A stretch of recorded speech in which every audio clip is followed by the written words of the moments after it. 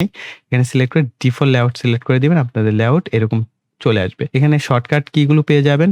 প্রতিটা সেক্টরের শর্টকাট কিগুলো আছে এগুলো মুখস্থ করে ফেলবেন। এডিটিং করাটা অনেক সহজ হয়ে যাবে বা সিম্পল হয়ে যাবে। আর এইখান থেকে আপনারা আ আরো বেশ কিছু জিনিস শো করতে পারেন। যেমন কালার, অসিলোস্কোপ, তারপরে এটাকে শো এবং হাইড করতে পারেন। কালার অসিলোস্কোপ হচ্ছে আপনার কালারগুলো ব্যালেন্স আছে কিনা। যেমন রেড কালারটা অনেক বেড়ে গেছে। সো আমরা দেখতেই পাচ্ছি টেম্পারেচার অনেক হাই। এই কারণে এগুলো আপনারা সেটআপ করতে পারেন। বেস্ট পারফরম্যান্স, বেস্ট কোয়ালিটি, এখানে প্লেব্যাকটা কিরকম চান আপনি সিলেক্ট করে নিবেন। এক্সপোর্ট স্টিল ফ্রেম, আপনি সেটাকে স্টিল ফ্রেম এক্সপোর্ট করতে পারবেন এখান থেকে, সেটাও পারছেন।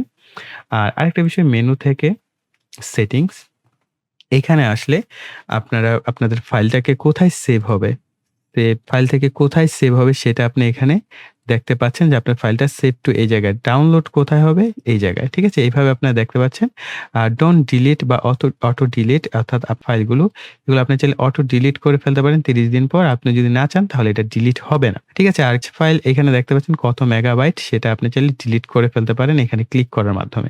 এডিট অপশনে গেলে আপনার স্টেপ ফরওয়ার্ড কত ফ্রেম পর আমরা, যেমন আমরা কিন্তু ১০ টা ফ্রেম পরপর কাউন্ট করছিলাম। হুম? আপনি চাইলে এখানে 5 ফ্রেম পরপরও দিতে পারেন বা আপনি চাইলে 60 ফ্রেম বা 30 ফ্রেম পরপরও কাউন্ট দিতে পারেন। আপনার অনুযায়ী আপনি অ্যাডজাস্ট করে নিতে পারেন। তারপরে এখানে বিভিন্ন অপশনগুলো আছে। তারপরে হচ্ছে টার্গেট, এখানে আর কোনো কিছু নাই এরকম। ফ্রেম রেট কম বেশি করতে পারেন। এই যে দেখেন আওয়ার, মিনিট, সেকেন্ড, ফ্রেম, যেটা আমি ১ম এ বলছিলাম। তারপরে পারফরম্যান্স এর এখানে আপনার বেশ কিছু অপশন পাচ্ছেন। এগুলো একটু আপনারা দেখেন। যদি আপনি প্রক্সিটা turn it on to edit smoothly, আপনি এখানে যদি ক্লিক করে দেন, আপনার ভিডিওর প্রক্সি ক্রিয়েট হবে। অর্থাৎ আপনার ভিডিও, আপনার যদি পিসিটা লো কনফিগার হয়, আপনার সেই পিসিতে 4K ভিডিও এডিট করতে চান, তাহলে এখান থেকে প্রক্সি অপশনটা অবশ্যই এনেবল করে দিবেন। এতে করে একটা প্রক্সি ফাইল ক্রিয়েট হবে। আপনার পিসিতে এডিটিং সফটওয়্যার খুব সহজেই আপনি এডিট করতে পারবেন। কিন্তু ভিডিওর রেজোলিউশন কোনো ড্রপ হবে না। এক্সপোর্ট যখন করবেন সেই ভিডিওটা 4K তে আপনি এক্সপোর্ট করতে পারবেন। এটা একটা সুবিধা। ল্যাঙ্গুয়েজ সিলেক্ট করতে পারেন। বাস, এই হচ্ছে বিষয়। এখান থেকে ক্যানসেল করে দিচ্ছি। এখন আমরা এই পুরো ভিডিওটাকে যা করছি এখন এক্সপোর্ট করার জন্য এক্সপোর্ট এ ক্লিক করব। এখান থেকে আপনার ভিডিওটার নাম দিলেন। সাপোজ আপনি যা খুশি তা দিতে পারেন। আমি একটা নাম দিয়ে দিলাম।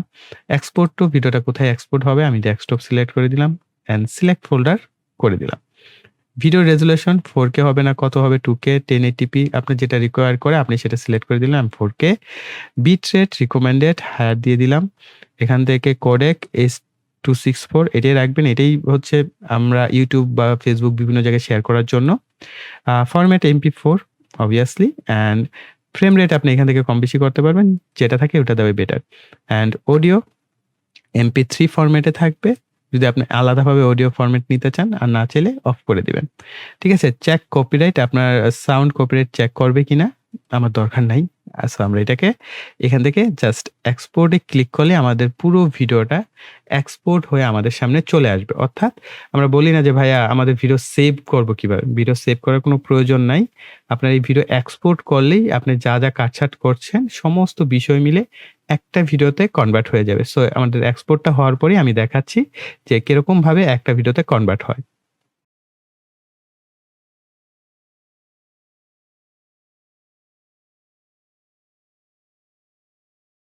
আচ্ছা, এক্সপোর্ট হয়ে গেছে। এখানে আবার দেখতে পাচ্ছেন যে আমরা চাইলে সরাসরি TikTok বা YouTube এ শেয়ার করতে পারি। সেই অপশনগুলো আছে।